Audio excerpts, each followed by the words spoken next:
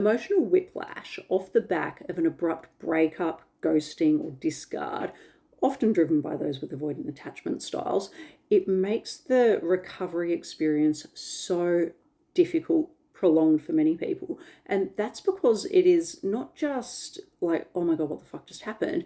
It is definitely a psychological and physiological shock that your body is trying to reconcile, because you've essentially been pulled between two complete extremes of emotions, but also experience. Like, on one hand, you might have had this person that was showing up and everything seemed hunky-dory, at least on your end. Internally, there would have been a massive shit show going on behind the scenes.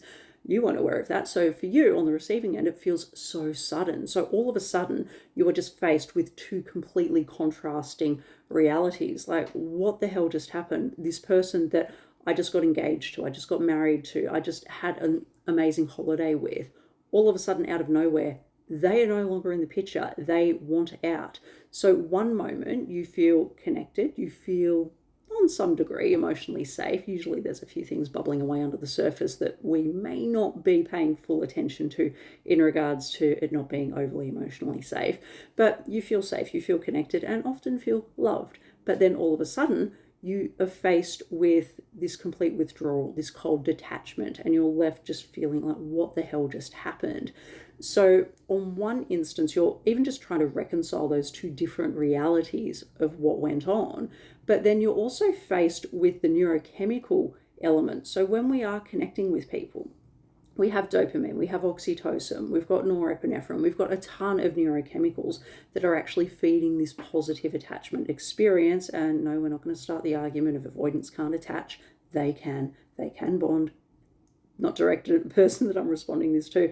It's to plenty of other dickheads on TikTok and the internet. But anyway, back to the topic. So you've got this positive reward system that would have been fed for quite a while. And then all of a sudden, it is out of the picture. So you go into neurochemical withdrawal. It is much the same as withdrawing from drugs. The whole dopamine reward system is just going, fuck, where am I going to get this fix from? And then not only that, your survival mechanism has kicked online. So that's your amygdala, the survival instinct. So you've got a truckload of cortisol, all of your stress hormones coming into play. So it is just this incredibly dysregulating experience. And often the person that has abruptly pulled away from you, they're no longer wanting to engage with you or not giving you any sense of closure or understanding. So then many people get stuck in this loop trying to figure out what the hell just happened. So it is something that the emotional whiplash is what just it causes. And there is actual research on this.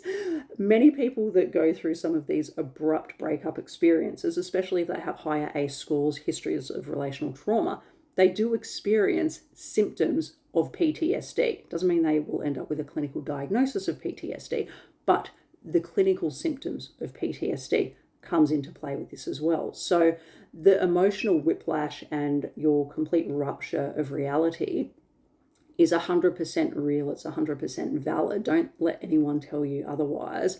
And when people say, oh, just get over it, they're a dickhead. No. There's a lot that you need to process. So I can very much understand why it is taking you some time to process and heal from. I have been in that same boat. It is not fun.